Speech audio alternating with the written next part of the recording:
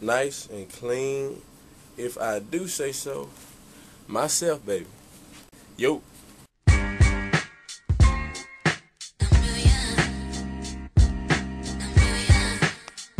And look, every once in a while, you got to throw on something to make you feel good about yourself, you know what I'm saying? Anyway, look, since I started this segment, I'm getting more and more messages from women wondering about guys and our attitudes or our thoughts toward women who are virgins. And the question that keeps coming up is a guy going to be willing to wait for me in a relationship? Can a guy be faithful in a relationship while remaining celibate?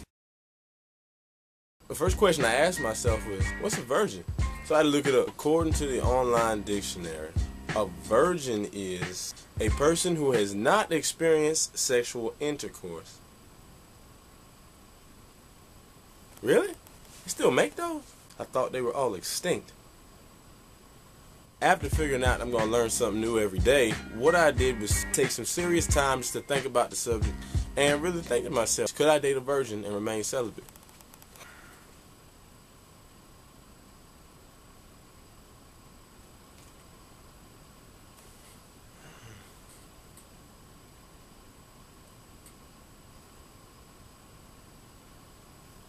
So I realized it's a really good question. So now I'm just messing with y'all.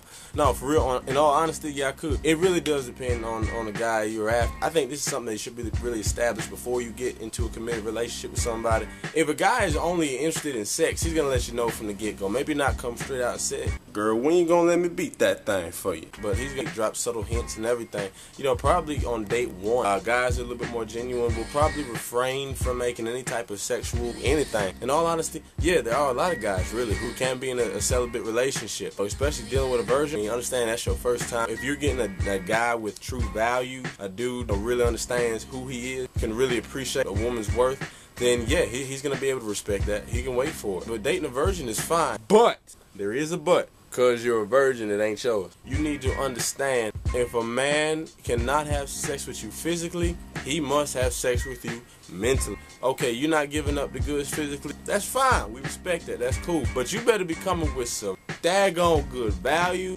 good conversation, great sense of humor. There is no way possible that a man is going to keep coming back to you and stick with you long. If you're not putting out and you're lacking basic intangible qualities that really make a relationship long last. I'm not saying that girls that put out are always in successful relationships, but what I'm saying is, if you are going to meet somebody and you're going to spend all your quality time with them, you better have the best mental pussy or daggone close to it. Let me explain mental sex to you. Mental sex is when we can have a conversation for hours at a time and never get bored, not having any awkward moments. If there is an awkward moment, we look at each other and just laugh and it's comfortable. Mental sex is when we can agree on certain different topics and agree on issues, or even when we disagree, find a way to respect each other's different views on stuff and learn from each other. Mental sex is when I can just be in your presence and really feel completely satisfied just by seeing you smile, just by the way you smell, just us watching our favorite show together, or just like I said, having a conversation about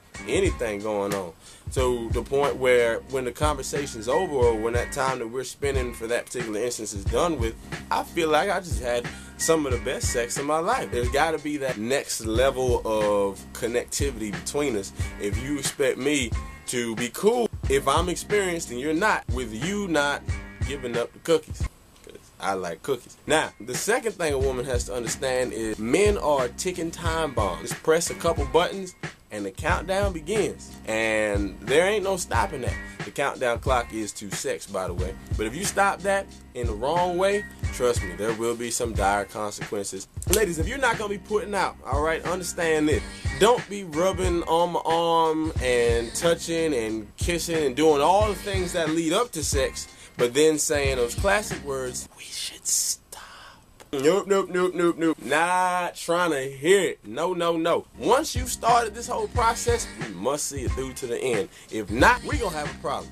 You need to cut out certain things like texting freaky stuff on the phone. Don't get my hopes up. When we get alone together, you cannot be wearing them skimpy little outfits. If I come chill with you, you need to be wearing more than a bra and some boy shorts, or just boy shorts and topless, and be thinking that it's going to be cool with me. I don't care how nice the gentleman is. I don't care how sweet and kind and understanding the brother is. He's still a man. Gentle man, which means that man has a penis that is ready to work on you if you start doing stuff the right or wrong way, whichever way you want to hold it. None of that licking on my neck, nibbling on my ear, kissing on my neck, rubbing on my thigh, telling me to come over at 2 a.m. because you just want to cuddle. Come on now. So, yeah, to answer your question, ladies, yes, we can respect a woman who's a virgin. We can respect a celibate relationship. As a matter of fact, we'll probably even be more fulfilled with that than any of our previous sexual relationships. But you got to make sure that you got the goods up here, and maybe a little bit of cooking, you know, just a little bit. And everything should work out fine for you. It's SJS, back in the world once again. You ain't got to give me the real stuff, but you better have some great mental vagina, I promise you. Take care.